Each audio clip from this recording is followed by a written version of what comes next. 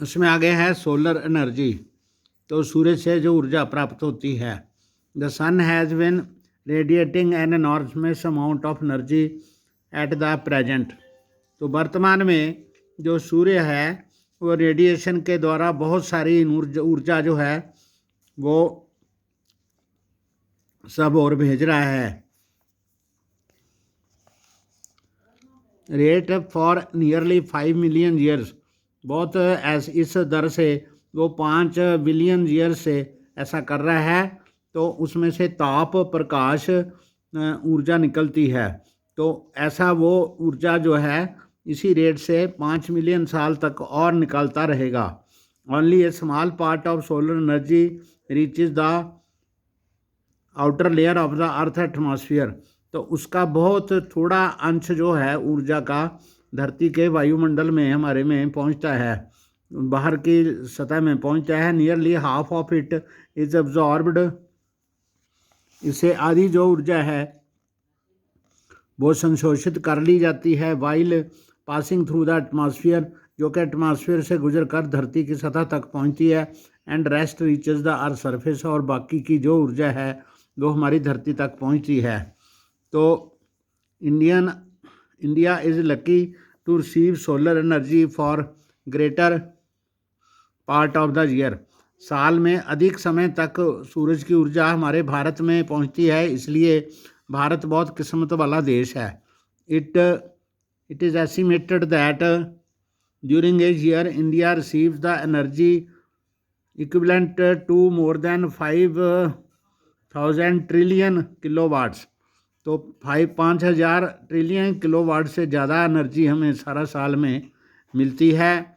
Under clear cloudiness sky condition, जब बादल नहीं होते, the daily average varies from 4 to 7 kilowatt hour पर metre square.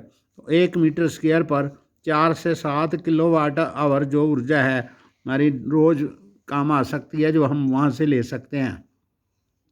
The solar energy reaching unit area at outer as of earth atmosphere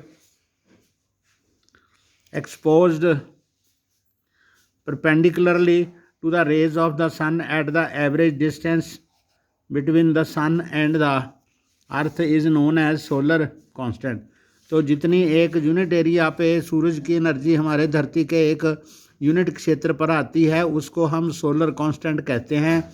it is estimated to be approximately 1.4 kilo joule per second per square metre और 1.4 kilowatt पर metre square. 1 metre square में 1.4 kilowatt तक ऊर्जा जो है हमारे भारत में हर क्षेत्र तक पहुंचती है। उसके आगे है activity 4.14.5।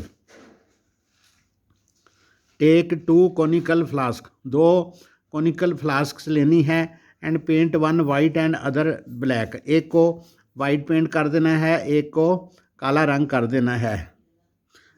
Fill both with water, दोनों को पानी से भर देना है। Place the conical flask in direct sunlight, जो दोनों फ्लास्क हैं उनको दोनों को हमने सनलाइट के में रख देना है फॉर हाफ एन आवर, आधे घंटे में रख देना है, टू 1 आवर, 1 घंटे तक रखना है। टच द कोनिकल फ्लास्क, दोनों फ्लास्क को हम टच करेंगे तो विच वन इज़ हॉटर, जो काले वाली होगी वो ज़्यादा हॉट होगी, वाइट वाली कम हॉट होगी। You could also measure the temperature of the water in the 2 conical flasks. अब दोनों कोनिकल फ्लास्क में जो पानी है उसका टेम्परेचर भी आप थर्मामीटर से माप सकते हैं। Can you think of ways in which the finding could be used in our daily life. तो जो ब्लैक पेंट की गई जो फ्लास्क है वो ब्लैक कलर जो होता है सन की रेज़ को ज़्यादा अब्जॉर्ब करता है और जो वाइट होता है वो कम करता है। वाइट कलर हमें तब दिखता है कि सूरज के सभी रंगों को वो जो काला रंग है वो सभी रंगों को अवशेषित कर देता है और जो वाइट कलर है वो सभी रंगों को प्रेषित कर देता है, यानी बाहर निकाल देता है। तो वाइट कलर जो कोई भी चीज़ हमें वाइट इसलिए दिखती है कि सभी रंग जो हैं वो बाहर फेंकता है, किसी रंग को अवशोषित नहीं करता। तो हमारे जैसे सिर के बाल हैं तो सिर के बाल हमारे ऐसे हैं कि जो सूरज की गर्मी को वो अवशोषित करते हैं, इसलिए उनका रंग काला है। तो a black surface absorbs more heat. तो काली सतह जो होती है वो ज़्यादा ऊर्जा, सूरज की ऊर्जा को, हीट को ज़्यादा अब्जॉर्ब करती है कंपेयर टू वाइट और रिफ्लेक्टिंग सरफेस। कोई रिफ्लेक्टिंग सरफेस है वो अब्जॉर्ब नहीं करती अंडर आइडेंटिकल कंडीशंस। तो ऐसी हालात में सोलर कुकर जो बनाए गए हैं, सोलर वाटर हीटर बनाए गए हैं, use this property in their working, अपने काम में इस चीज़ को यूज़ करते हैं। Some solar cookers achieve a higher temperature by using mirrors to focus the rays of the sun. तो यहाँ पर एक सोलर कुकर बनाया गया है, एक बॉक्स है जिसको बाहर से ब्लैक पेंट किया गया है, उसमें एक डब्बा रखा गया है जिसमें हमने कोई चावल या कोई चीज़ रखनी है।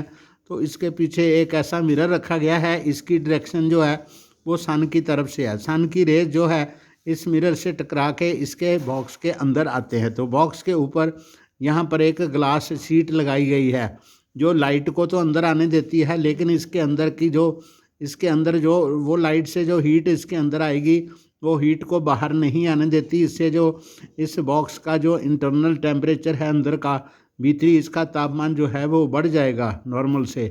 तो ये जो भोजन है इसके अंदर रखा हुआ वो पक जाएगा। Study the structure and working of A solar cooker. जैसे मैंने आपको बताया, सोलर वाटर हीटर जो होता है वो भी एक बॉक्स होता है, उसके अंदर पानी की बहुत बारीक बारीक कितनी नलियाँ होती हैं, और उसके ऊपर जो उसका फेस है पूरा सूरज की तरफ कर देते हैं। तो उसमें पानी एक टैंक से आता है, ठंडा पानी होता है, लेकिन इसके अंदर से जाके गर्म पानी इसमें से जाके दूसरी जगह में जाता है, यहाँ पर आउटलेट हम लेते हैं। तो जितना पानी इसका बाहर जाएगा उतना ही वो दूसरा पानी ठंडा इसके अंदर आएगा, और वो भी पानी को बहुत ज़्यादा गर्म कर देता है। तो बड़े बड़े जो होटल होते हैं वहाँ उनकी छतों पर ऐसे सोलर वाटर हीटर लगाए जाते हैं, तो उनको इंसुलेटेड किया जाता है, मैक्सिमम हीट उसके अंदर अब्जॉर्ब होती है। तो ये हो गया आपका सोलर एनर्जी को हम ऐसे तकनीक से एक्सेस कर सकते हैं, यूज़ कर सकते हैं। तो बाकी ये तो हो गया पानी गर्म करने का और कुकर का। इसके अलावा भी जो सन की जो रेज हैं उससे हम बिजली भी बना सकते हैं। तो वो दूसरा पैनल होता है, उसके ऊपर बहुत सारे सेल्स लगे होते हैं, तो वो सेल सीरीज़ में लगते हैं। तो वो सेल जो होते हैं फोटो इलेक्ट्रिक सेल्स होते हैं। तो उनमें फोटो इलेक्ट्रिक सेल में एक छोटे सेल होते हैं, 2 जर्मेनियम सिलिकॉन की या किसी और धातु की ऐसी प्लेटें लगी होती हैं जिनसे पॉजिटिव नेगेटिव चार्ज होता है, और उसको दिन में हम चार्ज करते हैं। तो उसका चार्ज जो होता है, जैसे हमारा इन्वर्टर होता है वैसे हम उसकी जो विद्युत है, बिजली है, उसको अपने इन्वर्टर में स्टोर करते हैं। तो रात को उससे ट्यूबलाइट्स वगैरह जो हैं, स्ट्रीट लाइट्स हैं, वो जल सकती हैं। घर के ऊपर भी हम ऐसा पैनल लगा सकते हैं, कंपनी वाले आके लगा सकते हैं। तो उसमें हमारा जो घर का बिजली का खर्चा है वो कम हो जाता है। ओके।